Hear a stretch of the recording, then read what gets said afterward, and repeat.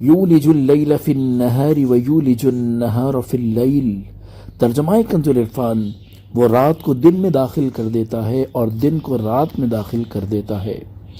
وسخر الشمس والقمر، اور سورج اور چاند کو اس نے کام میں لگا دیا۔ کل یجری لاجل مسمی، ہر ایک مقررہ میعاد تک چلتا ہے۔ ذالکم اللہ ربکم لہ الملک، یہی اللہ تمہارا رب ہے، اسی کی بادشاہی ہے۔ والذین تدعون من دونہ ما یملکون من قطمیر، اور اس کے سوا جنہیں تم پوجتے ہو وہ کھجور کے چھلکے کے بھی مالک نہیں ہیں۔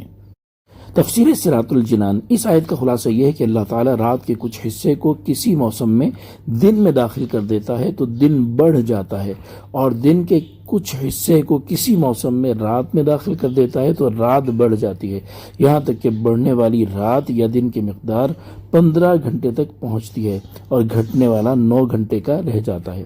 اور اللہ تعالیٰ نے سورج اور چاند کو کام میں لگا دیا، ان میں سے ہر ایک مقررہ میعاد یعنی روز قیامت تک چلتا رہے گا کہ جب قیامت آ جائے گی تو ان کا چلنا موقوف ہو جائے گا اور یہ نظام باقی نہ رہے گا۔ یہی اللہ تعالیٰ تمہارا رب ہے جو معبود ہونے، رب اور مالک ہونے کے تمام اوصاف کا جامع ہے، تو تم اسے پہچانو، اس کی وحدانیت کا اقرار کرو اور اس کے حکم کی اطاعت کرو، اور اللہ تعالیٰ کی بجائے جن بتوں کو تم پوجتے ہو ان کی بے بسی کا حال یہ ہے کہ وہ کھجور کے چھلکے کی مقدار بھی تمہیں نفع نہیں پہنچا سکتے۔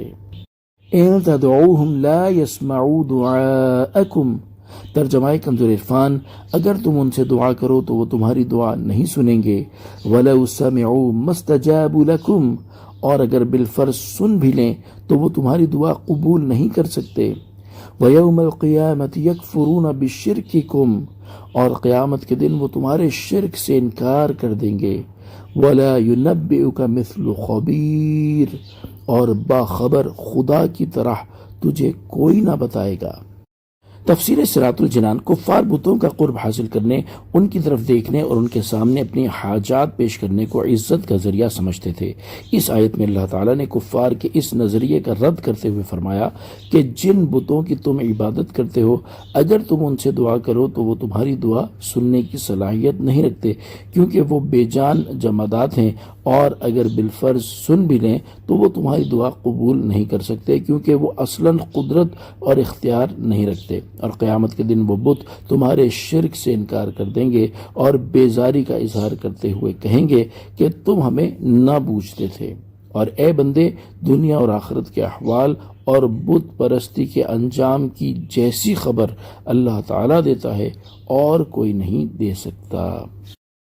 صلو علی الحبیب صلی اللہ تعالی علی محمد صلی اللہ تعالی علیہ وآلہ وسلم۔